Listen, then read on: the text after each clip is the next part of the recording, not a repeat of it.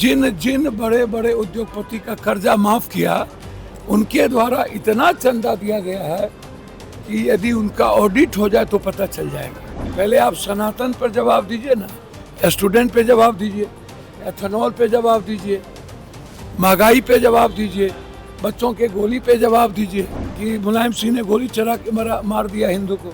और जब आज गोली चली तो आप कह रहे एसडीओ ने चलाया।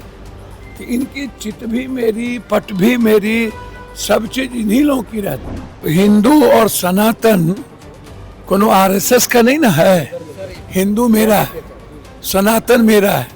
पुजारी के भेष में जो आरएसएस को बैठाया गया राम अयोध्या मंदिर में।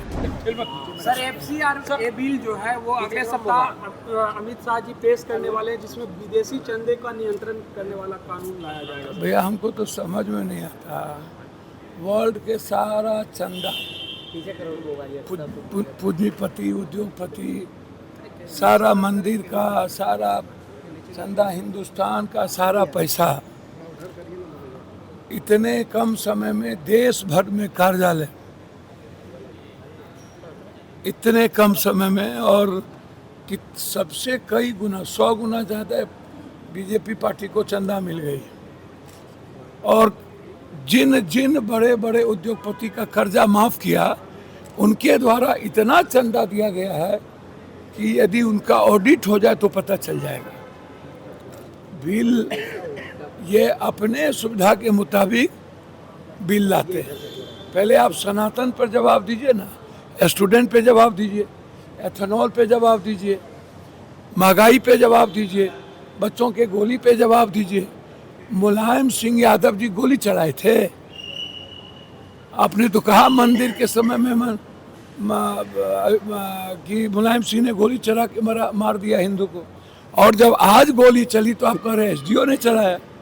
कि इनकी चित भी मेरी, पट भी मेरी, सब चीज इन्हीं लोगों की रहती है। ठीक है सर, वंदे मातरम बिल भी जो है वो सदन में पास हो गया। सर वंदे मातरम बिल जो है वो सदन में पास हो गया। सर अच्छा एक बात बताइए, बिना विपक्ष के, बिना किसी भी चीज़ों के, बिना बहस के मुख्य कानून है और हिटलर के तरह आपको ही लाना है, आपको ही पास करना है।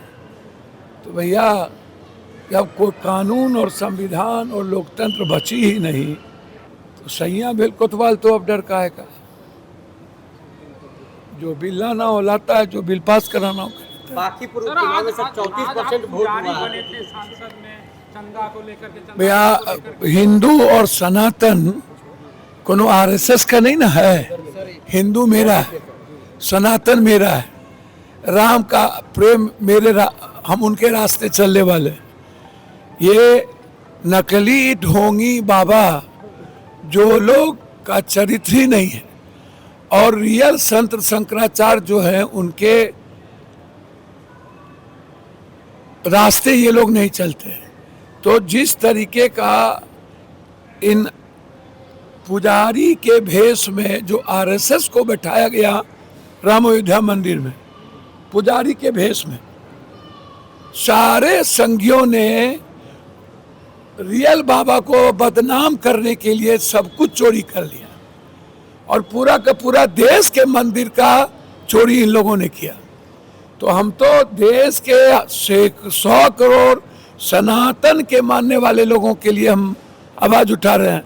हमारे नेता राहुल गांधी, प्रियंका गांधी जी, या पूरा विपक्ष, या अखिलेश जी, जो आज पूरे के पूरे तौर पर इस हिंदुस्तान के भगवानों के साथ गद्दारी करने वाले लोगों के खिलाफ और आस्था को बेचने वालों के खिलाफ खड़े हैं।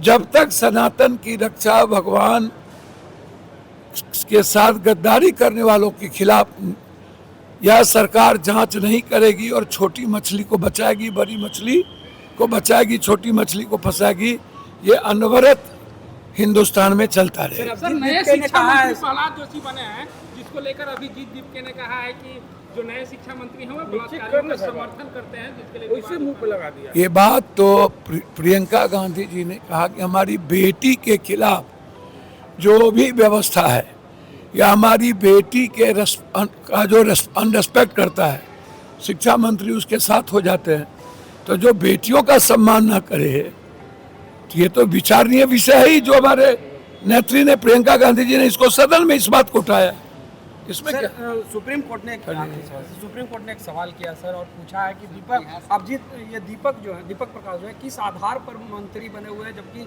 न एमएलए हैं न एमएलसी हैं। अच्छा, ये कोई मुद्दा है? ये लॉ को जवाब देना मेरे लिए मुद्दा है। इस देश के बच्चे, लाठी गोली, हमारे बच्चों को यातनाएं देना, इस देश के सनातन के साथ गद्दारी करना, और पूरे देश के मंदिरों का आस्था का दिया हुआ जो हमारे भगवान है, जनता है, उसके चंदा चोरी करने वालों के खिलाफ लड़ना। चलिए।